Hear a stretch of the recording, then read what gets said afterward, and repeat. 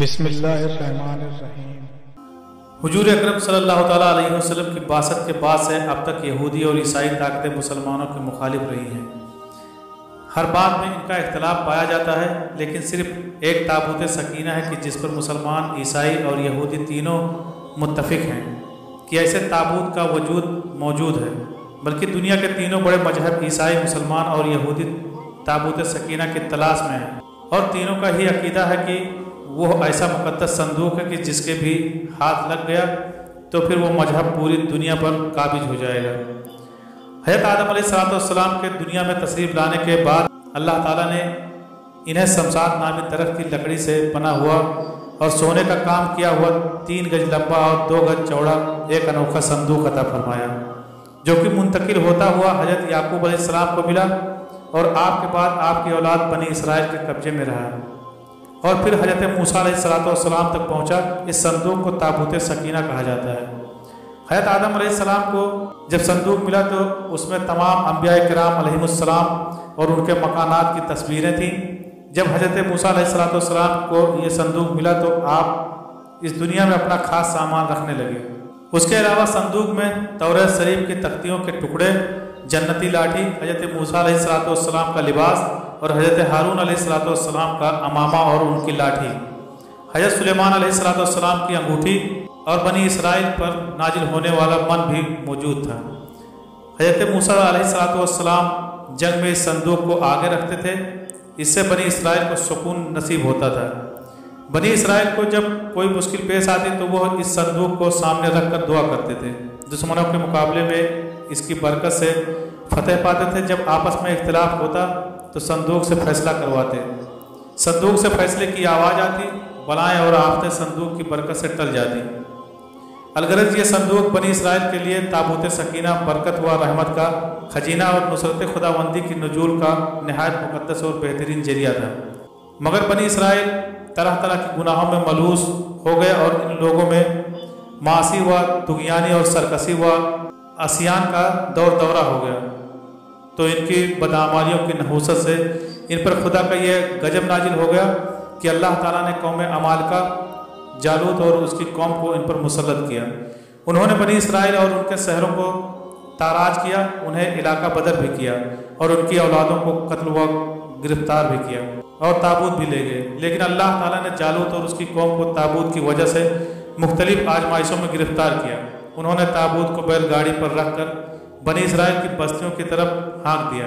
اس پورے عمل میں فرشتے پس پردہ مختلف امور انجام دے رہے تھے۔ اس وجہ سے سورہ بقرہ میں اللہ پاک نے فرمایا کہ فرشتے اسے اٹھا لائیں گے یا پھر براہ راست فرشتے اٹھا لائیں۔ یہ حضرت سمیل کا زمانہ تھا، بنی اسرائیل کا کوئی بادشاہ نہیں تھا۔ انہوں نے آپ سے درخواست کی کہ ہمارے میں کسی کو بادشاہ بنا دیں، چنانچہ آپ نے طالوت کو بادشاہ بنا دیا۔ لیکن جب لوگوں نے طالوت کی بادشاہت ماننے سے انکار کیا تو پھر ایک دن خود بخود تابوت سکینہ طالوت کے پاس آ گیا، جس سے سارے بنی اسرائیل نے طالوت کو اپنا بادشاہ مان لیا، جس کا ذکر قرآن شریف کی سورہ بقرہ کی آیت نمبر 247 اور 248 میں آیا ہے۔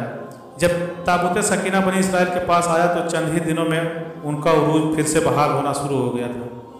قرآن پاک کی سورہ بقرہ میں اللہ تعالیٰ فرماتا ہے کہ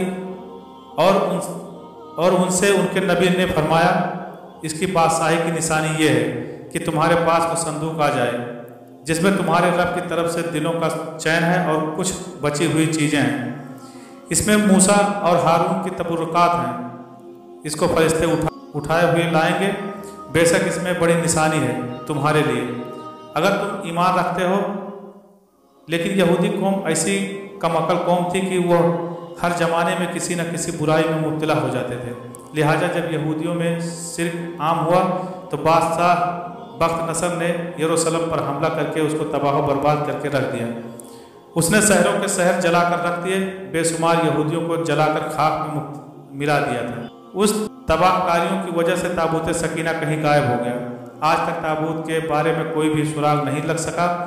یہودیوں تابوت سکینہ کی تلاش میں آج بھی لگے ہوئے ہیں تاکہ وہ اس تابوت کو تلاش کر کے اپنی اسی روحانیت کو واپس حاصل کر سکیں جو کبھی ان کو اللہ تعالیٰ نے عطا کی ہوئی تھی۔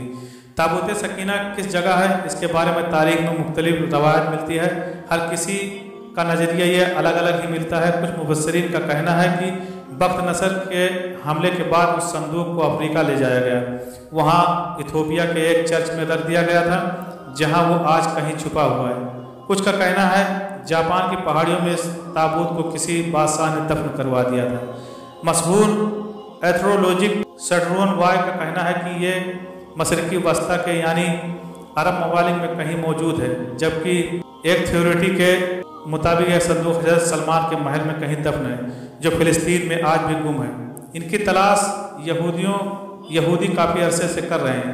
इस संदूक को ढूंढने की कोशिश आज भी जारी व सारी है, जिसे हैकल सुलेमानी कहते हैं। दूसरी तरफ मुसलमानों के साइंसदान और मुहक्किकीन और उलमा किराम के भी मुख्तलिफ राय हैं। कुछ के नज़दीक यह ताबूत सूफियों के पास है, वो हर दौर में एक के बाद दीगरे मुंतकिल होता रहा था, जबकि अहले तसई का कहना है कि यह संदूक काफ़ी मुद्दत तक अहले बैत के पास रहा। इसके बाद ये इमाम महदी अलैहिस्सलाम को ये वर्षे में मिल गया। जब क़यामत करीब होगी तो हजरत मेहदी इस संदूक के साथ जाहिर होंगे। इस ताबूत के जरिए वो याजूज माजूज पर फतह याब होंगे। बहरहाल ये नज़रियात ही हैं, इसके बाबत सही और मसदा इल्म बस और बस अल्लाह के पास ही है। ये बात हक है कि जिस दिन ताबूत सकीना दुनिया में आएगा उस दिन कौमों की तारीख ही बदल जाएगी। जिस कौम के पास ये ताबूत होगा वो सब पर गालिब आ जाएंगे। एक रवायत ये भी बयान की जाती है कि क़यामत के करीब हज़रत सैयदना इमाम मेहदी जब तशरीफ़ लाएंगे तो वो उस संदूक को निकालेंगे, जबकि फ़लस्तीन की तबरिया नाम की एक मशहूर झील के शहर अंताकिया में है। एक कौल के मुताबिक आप उसे तुर्की की किसी गार से निकालेंगे। अल्लाहु आलम सवाब।